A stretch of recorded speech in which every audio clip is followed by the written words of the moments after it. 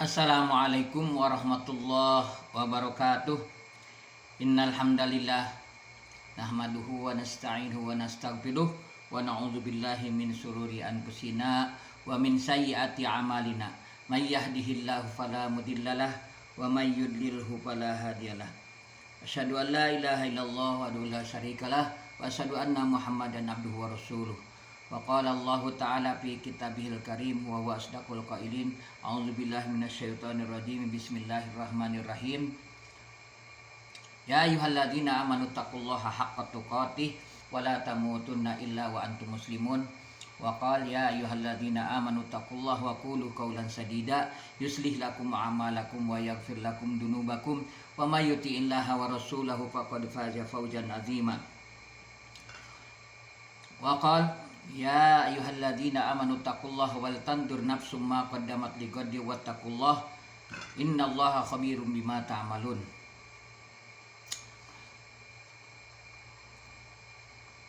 Wa qala wa atimul hajja wal umrata lillah. Al-ayah. Ayyuhal ikhwa rahimani wa rahimakumullah, insyaallah terutama kepada para duyupur rahman, tamu-tamu Allah yang diundang oleh Allah Subhanahu wa taala, baik yang sudah ada di kota suci ini, kota Mekah Al-Mukarramah, juga yang belum masih ada di negerinya masing-masing. Mudah-mudahan Allah Subhanahu wa taala memberikan kesehatan, memberikan kekuatan, dan memberikan Allah pahala atau memberikan yang dijanjikan Allah, yaitu al-hajju mabrur laisa lahu jazaan ilal jannah, yaitu memberikan surga Allah yang begitu tinggi dijanjikan kepada orang yang melaksanakan haji dan umroh dengan lillah. Ayuhal ihwa, para duyufur rahman yang semuanya mengharap ridho Allah Subhanahu wa taala. Insyaallah Abah akan menjelaskan tata cara haji atau tata cara berihram dan memakai kain ihram ya. Ada berihram, ada memakai kain ihram. Kalau berihram itu ada ngalah sesuatu perkara atau perkara yang pada awal itu berihram itu adalah mencetuskan niat ibadah apa saja, atau seperti sholat takbiratul ihram itu namanya mulai ibadah, dimulainya ibadah itu berihram ya. Berihram seperti kita berihram di mikotnya masing-masing.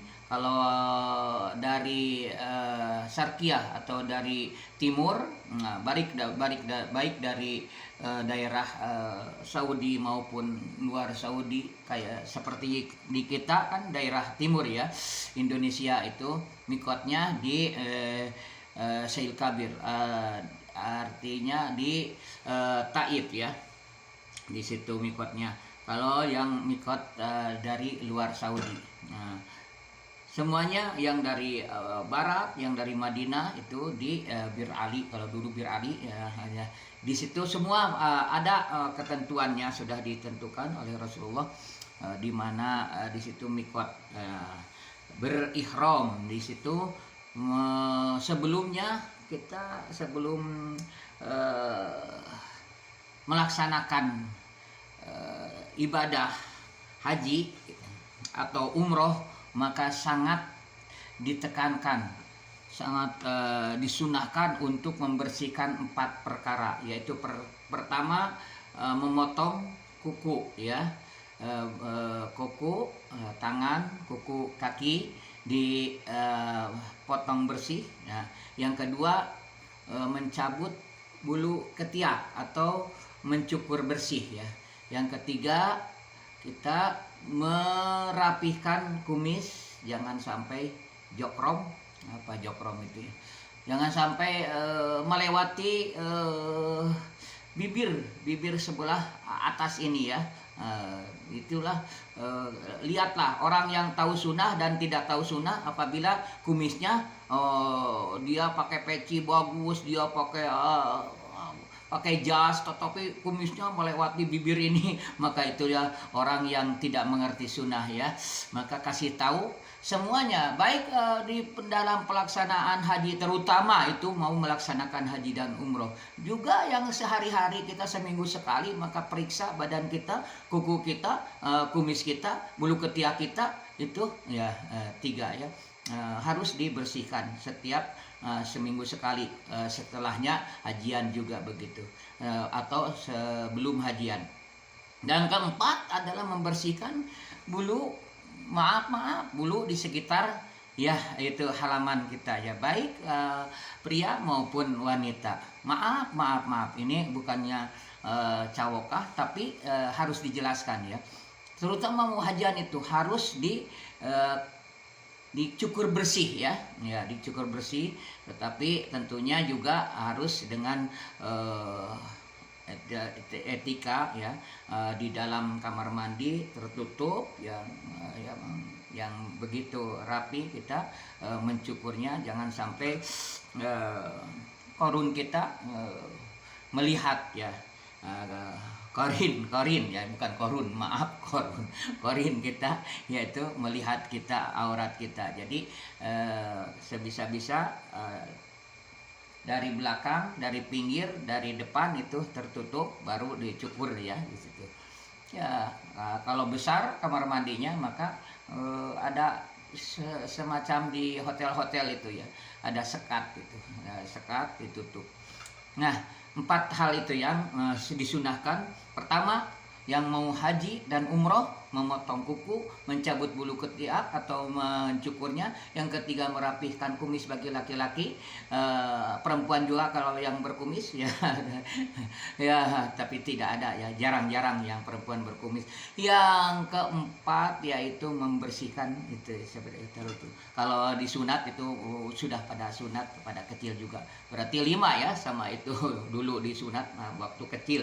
Saya nggak ingat karena masih usia 40 hari katanya disunat. Saya itu nggak ingat disunat ya.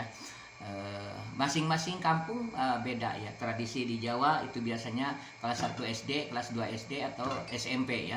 Kalau di Sunda itu baru lahir 40 hari aja sudah disunat. Kadang-kadang mah baru setengah tahun atau 1 tahun sudah disunat gitu. Nah, itu yang pertama Abah jelaskan, sunnah yang sangat ditekankan itu. Yang kedua ya kita menginjak kepada watimul hajja wal umroh. Jadi syaratnya ibadah diterima atau tidaknya oleh Allah Subhanahu wa Ta'ala itu yaitu ada 2 syarat. Pertama, kita mengikuti petunjuk Rasulullah SAW. Yang kedua yaitu adalah ikhlas karena Allah ya, lillah itu. Watimul hajja wal umrata lillah, sempurnakanlah haji dan umroh dengan lillah. Lillah itu adalah mengerjakan sesuatu karena Allah saja, tidak ingin dilihat orang, tidak ingin didengar orang, pokoknya tidak mau dipandang apapun yang memandang orang silahkan, mau mencaci, mau memuji silahkan, tetapi kita ingin lillah karena Allah. Itulah mengerjakan lillah itu 2 syarat. Pertama, mengikuti apa yang diperintahkan Allah, diperintahkan Rasulullah, khudu anni manasikakum. Jadi ambillah tata cara hajian kalian dariku, yaitu contoh-contoh Rasulullah SAW sudah dijelaskan di dalam hadis-hadis Bukhari, Muslim, Tirmidzi, ya Nasai, semuanya menjelaskan fikih tentang haji. Itulah pelaksanaan. Kita tinggal membaca, mendengar, belajar, langsung membaca, langsung mendengar, langsung dia sekarang mudah diklik tentang tata cara haji umroh itu.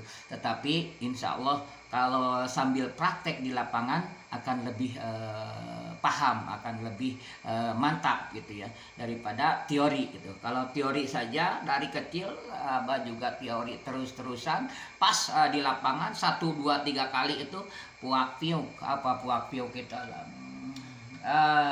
Pokoknya kurang lah. Apa sih tahalul awal, apa sih jumroh akobah, apa sih jumroh wusta ula, kurang ya. Mana sih ini yang namanya mikot, apa arti mikot itu susah dulu satu dua kali ya. Kalau sering ya, apalagi kalau sudah tua begini, banyak membaca, banyak mendengar, banyak melihat, insya Allah tidak akan begitu ngawur ya, walaupun Abah kurang pengalaman di dalam sekolah. Bismillah, alhamdulillah.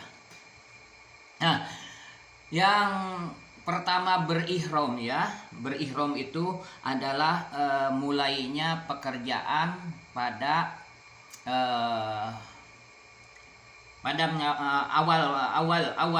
awal kewajiban itu berihram, yaitu melantunkan niat. Jadi melantunkan niat itu adalah berihram, waktu berihram. Jadi setelahnya kita membersihkan kuku, bulu, dan tadi yang dijelaskan, maka di situ itu kita berwudu. Sudah berwudu, kita sholat sunat duha kalau waktu duha, kalau waktu duhur qobliyah, kalau waktu duhur sholat qobliyah, dan jangan lupa sholat sunat tahiyatul masjid ya. Semua masjid ada tahiyatul masjid kecuali di Masjidil Haram tidak ada tahiyatul Masjidil Haram ya. Masjidil Haram tidak ada tahiyatul masjid ya, tidak boleh. Maka yang ada adalah sunnahnya sunnah toab ya. Kalau mau tahiyatul masjid, toablah tanpa sa'i. Di situ keistimewaan Masjidil Haram tidak ada tahiyatul masjid ya. Semua masjid di seluruh dunia ada tahiyatul masjid. Rasulullah menekankan apabila masuk masjid, walaupun waktu terlarang juga ba'da asar atau ba'da subuh, kalau masuk masjid itu ya ada sebab, maka sholatlah tahiyatul masjid. Nah, tadi pertama dimulainya sesuatu ibadah, yaitu berihram. Seperti takbiratul ihram, kita sholat Allahu Akbar. Di situ memulai masuk kepada apa yang dilarang, apa mahduratul ihram. Yang dilarang tidak boleh memotong kuku, yang pertama. Yang kedua, tidak boleh mencabut bulu secara sengaja, tidak boleh memotong kuku secara sengaja, tidak boleh menutup laki-laki menutup kepala secara sengaja ya. Panas pakai dudukui, apa dudukui ya, ya pakai penutup kepala aja, baik kopea maupun dudukui apa ya, pokoknya apa saja yang nempel langsung ke kepala. Nah, yang keempat, tidak boleh memburu binatang buruan dan tidak boleh membantunya. Yang kelima, tidak boleh meminang. Yang keenam, tidak boleh meminangkan. Nggak boleh berbicara yang tidak senonoh. Itu menyangkut kepada hal-hal yang mengundang birahi, dan tidak boleh memakai pakaian yang menyarung, yang kayak begini itu menyarung gitu, yang berjahit ya, berjahit gitu. Kain ihram juga berjahit, tetapi kain ihram itu dua kain ihram tidak disarungkan ya. Kalau seperti baju kan ini ada jahitan yang menyarung, jadi bisa membentuk. Kalau kain ihram cukup dibeginikan saja, maka itu insya Allah kita akan menjelaskannya. Berihram tadi memulai sesuatu ibadah, ibadah apa saja, maka di situ kenalah larangan-larangan mahduratul ihram. Yang tadi tidak boleh, yang ke-9 tidak boleh memotong tubuhan yang ada di biladil haram ini, yang ada di tanah haram ya, sengaja, secara sengaja. Tetapi kalau lupa, la yukallifullahu nafsan illa usaha. Begitu juga semua mahduratul ihram, kalau lupa, kalau tidak sengaja, maka tidak ada dam atau tidak ada denda ya. Kalau memang sengaja memburu binatang dulu ya, kalau sekarang sudah nggak ada, dulu itu banyak binatang buruan seperti kelinci ya, apa yang kalau di sini barbar atau kelinci itu seperti kayak kambing itu, kalau di kita itu mencak gitu, seperti sapi yang tidak bertuan gitu, apa di kita banteng, kayak banteng, kalau di kita banteng ya, sapi hutan. Nah di situ binatang buruan. Nah dendanya sebesar itu yang diburu gitu ya. Sekarang udah tidak ada. Atau memotong pepohonan yang ada di tumbuh di sekitar Biladil Haram secara sengaja mencabutnya atau memotongnya, maka itu dendanya sekitar berapa itu menanam habisnya sampai tumbuh itu dihargakannya. Itulah mahduratul ihram yang terutama tidak boleh ropas, yaitu berbicara yang menyangkut kepada syahwat birahi ya, yang padahal bukan apa-apa, bukan saudara, bukan diayang-ayang, dipapa-papa lagi itu, maka itu kena tidak boleh lagi ihram, atau di luar ihram juga kepada orang lain disebut ayang-ayang atau papa-papa atau mamah-mamah dan sebagainya. Itu sekarang di HP itu sudah waduh rusak lah.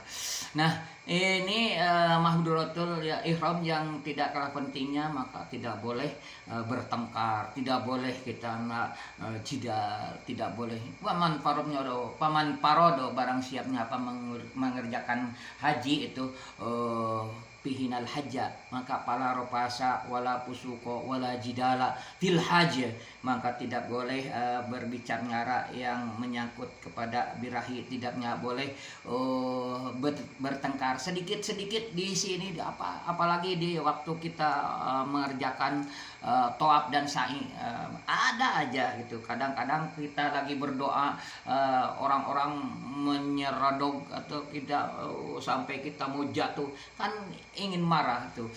Lagi toab kadang-kadang keinjek kaki orang yang tinggi besar, hitam lagi kayak abah gitu. Nah di situ kadang pengen bertengkar gitu. Jidal tidak boleh, dan apalagi pusuk ya, sesudah pusuk itu adalah tidak mengerjakan perintah-perintah yang seharusnya dikerjakan secepatnya, seperti melambatkan, tidak mau cepat-cepat melaksanakan perintah Allah seperti sholat 5 waktu, tidak mau berjemaah dan sebagainya ya, tidak mengeluarkan zakat, tidak mau sedekah, itu kepasikan padahal dia mampu untuk melaksanakannya. Dia akan diancam oleh Allah, dia tuh mampu untuk sujud, ruku dan sujud, tetapi dia tidak datang, dipanggil oleh Allah hayya 'alas shalah hayya 'alal falah, tapi dia tidak dihiraukan, maka itu merupakan kefasikan. Apalagi seorang haji, maka jangan mau disebut 2 kali ya, haji dul masjid, haji kedul ke masjid.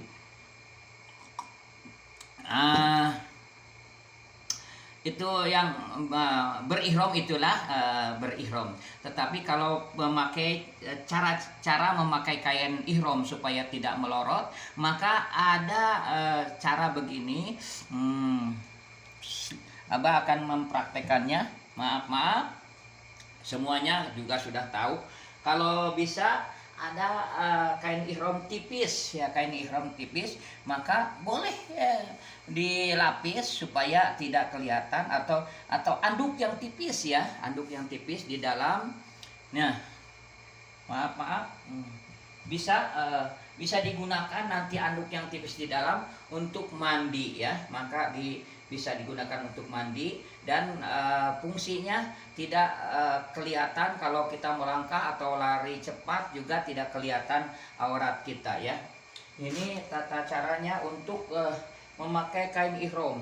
Kalau santri-santri di kampung atau di kota yang dulu tuh pakai sarung ya, pakai sarung, dilipat dulu, ini kayak dijahitkan, dilipat dulu gini, diginikan langsung.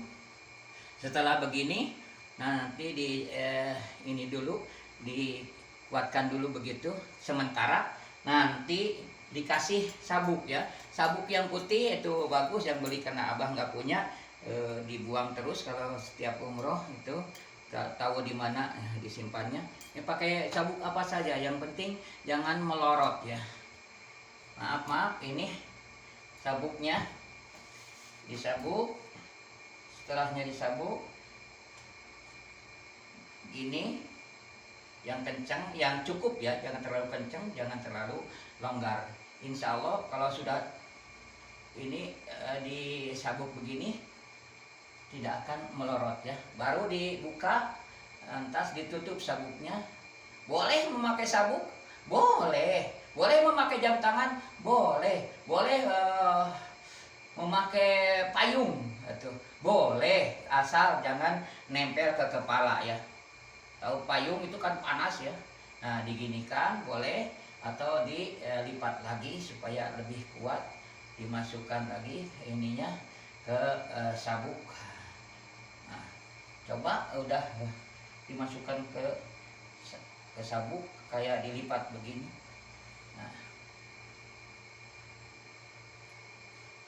supaya rapi ya. Ini tetap aja jangan sampai melewati mata kaki ya. Di pas mata kaki atau di atas mata kaki ini, bawahnya. Nah, seperti ini abah gitu ya. Oh, nggak kelihatan nih, kurang bawah ininya.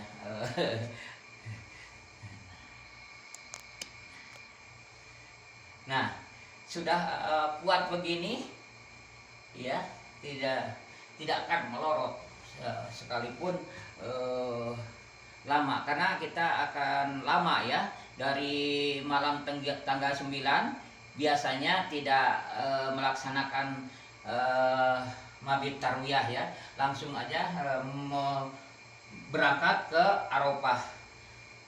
Langsung menunggu wukuf di Arafah, yaitu intinya haji. Arkanul haji, rukun haji itu yang paling inti, al-hajju Arafah. Nah, cara untuk memakai kain ihram, maka maaf abah menjelaskan untuk diselendangkan. Ini diselendangkan, ini harus dibuka harusnya topnya, tetapi itu aurat ya. Diselendangkan begini adalah muttaba'ah atau mengikuti perintah Rasul. Ini hanya peringatan ya, peringatan kepada seluruh umat Islam di mana saja. Kebanyakan orang dilihat orang luar, tetapi orang Indonesia alhamdulillah sudah pada kiai-kiai di kita itu sudah pada menjelaskan, pada menggembleng setahun 2 tahun mungkin ya, sudah pada dilihat sekarang sudah pada rapi. Tapi yang orang-orang luar itu masih dibeginikan di Arafah ya, itu tidak disunahkan, tidak mutabah di Arafah. Hanya yang di mutabah atau mengikuti perintah Rasul itu hanya di waktu tawaf kedatangan, tawaf kudum ya, diginikan tawaf kudum atau tawaf umroh ya, diselendangkan, dilihatkan bahu sebelah kanan. Sebelah kanan kelihatan, karena dulu waktu umroh orang-orang Islam yang sudah yang dari Madinah umroh, maka sudah didengar bahwa orang-orang Madinah kena penyakit Yasrib gitu. Dulu itu Madinah itu sebelum Rasulullah hijrah, kota Yasrib yaitu yang banyak orang meninggal, sakit, demam. Setiap orang yang ke Madinah itu jarang yang selamat gitu ya pada sakit. Nah, umat Islam yang hijrah ke Madinah udah pada kena penyakit Yasrib, yaitu demam yang pada kurus-kurus. Maka perintah Rasulullah, maka harus diselendangkan biar kelihatan kuat, bahwa orang Islam kuat dan tidak ada penyakitan ya, walaupun disebut sudah hijrah ke Madinah. Nah, di sini diginikan umroh atau tawaf kedatangan, tawaf kudum. Nah, dan disunahkan 3 putaran pertama itu lari kecil ya, ramal lari kecil. Tapi jangan dihilangkan, walaupun berdesakan, lari kecil itu disunahkan 3 putaran. Itulah penjelasan yang disunahkan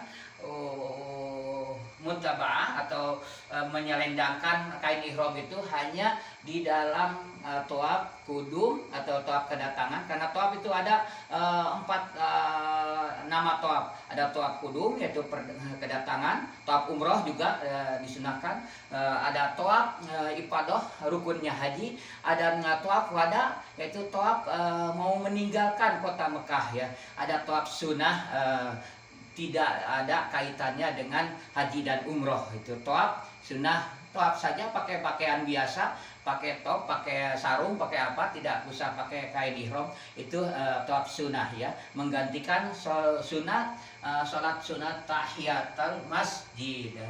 Maka itulah dari Abah, sekian dulu kayaknya, insya Allah maka di video lain kali akan menjelaskan tentang bagaimana haji atau haji yang mabrur, yang tidak mabrurnya Allah yang mengetahui, tetapi insya Allah nanti di video yang lainnya atau di Arafah nanti insya Allah mohon doanya semoga Allah bisa masuk ke Arafah dengan teman-teman semuanya, dan semua video ini mudah-mudahan bermanfaat, khususnya bagi keluarga Abah dan Abah sendiri, umumnya bagi semua ya. Jadi selain itu ya, selain itu maka dimanapun setelahnya tawaf umroh dan tawaf kudum, maka harus dibeginikan ya, harus ditutup, kita ini menghalangi ini ditutup, baik di Arafah, nanti di Muzdalifah, nanti di Mina gitu. Dari Arafah kan nanti pulang ke Muzdalifah, mabit di Muzdalifah, dari Muzdalifah langsung menuju Jumratul Aqabah atau melontar yang paling besar ya, yang paling dekat ke haram ya, yang paling hujung ya. Di situ boleh tahallul awal ya, untuk mengganti pakaian di situ sesudah melontar jumroh Aqabah. Sekian dulu, mohon maaf atas segala kekurangan, kealpaan Abah, maklum masih belajar, Abah masih tahap belajar. Mudah-mudahan Allah mengampuni kesalahan Abah, dan yang benarnya itu dari Allah dan Rasulnya, yang salahnya dari kebodohan Abah sendiri. Wassalamualaikum warahmatullahi wabarakatuh.